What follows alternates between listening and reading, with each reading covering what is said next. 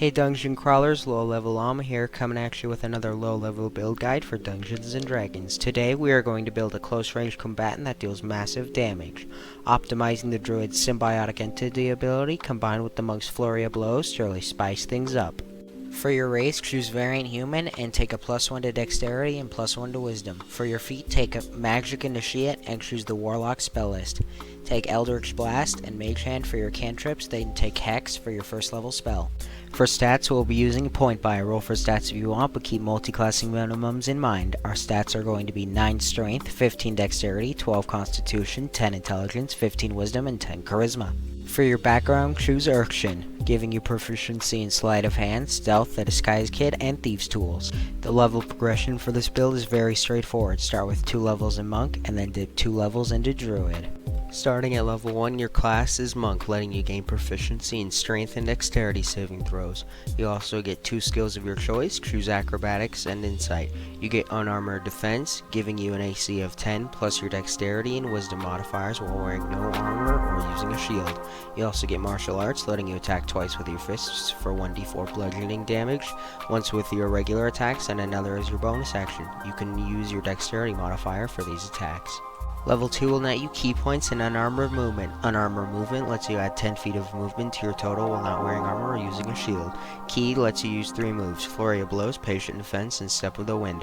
Flurry of Blows lets you spend 1 key point to attack twice as a bonus action. Patient Defense lets you spend 1 key point to take the dodge action instead as a bonus action. Step of the Wind lets you spend 1 key point to take the disengage or dash action as a bonus action, and doubles your jumping distance. Patient Defense and Step of the Wind don't really matter because for this build you'll just be spamming Flurry of Blows. Starting at level 3, you'll start your dip into Druid. First level Druids get Druidic, letting you write in a secret Druid script to other Druids. Others can see the message with a successful DC 15 perception check but can't read it. You also get your Druid spells. You get 2 cantrips and 2 first level spells of your choice. For your cantrips, take Thorn Whip and Shape Water. For your 2 first level spells, take Detect Magic and Ice Knife. Upon reaching level 4, you get your first level spell from the Druid spell list. Choose Long Strider because if you can run fast, why not faster? We also get the ability Wild Shape. Don't use this ability unless absolutely necessary, save it for your symbiotic entity. Finally, we get our first subclass. Choose Circle of Spores Druid, giving the cantrip Chill Touch, the ability Halo Spores, and symbiotic entity. Halo of Spores lets you deal 1d4 necrotic damage as a reaction if the opponent has a Constitution saving throw against your spell save DC. Halo of Spores also scales with your total level. Using 1 use of your Wild Shape ability, you can activate your next ability, Symbiotic Entity, granting you 4 temporary hit points for every level you have in Druid, doubling the Halo of Spores damage you deal, and increasing the damage you deal by an extra d6 necrotic damage for all melee weapon attacks for 10 minutes.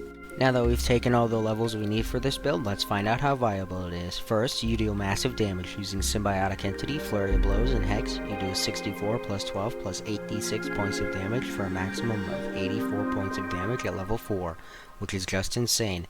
You're also very versatile, Having spells, key points, and wild shapes lets you do a ton of different things.